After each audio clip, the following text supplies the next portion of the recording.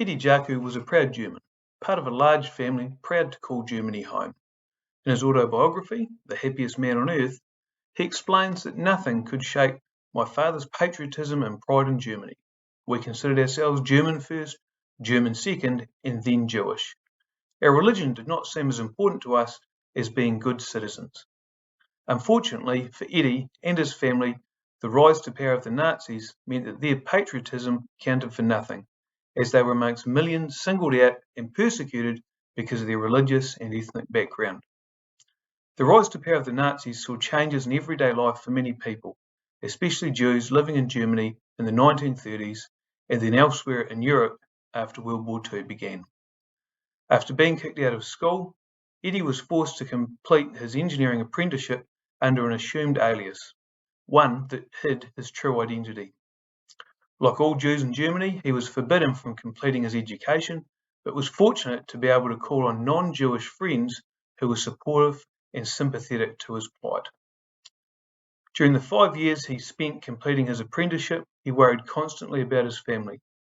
On the 9th of November 1938, the night immortalised as Crystal Night, Eddie returned home from boarding school to an empty house. At dawn, Nazi soldiers burst in. Eddie was arrested and beaten. Over the next 7 years, he faced unimaginable horrors every day, first in Buchenwald, then Auschwitz, then on a death march in the closing stages of the war. At the end of World War II, the only possession of his that remained was a leather belt. Everything else had been taken from him. Eddie Jaku could have been excused for being bitter about what happened to him. However, he made a choice to take a different approach. He made a deliberate decision to look for the good things in life, to smile every day and to help others.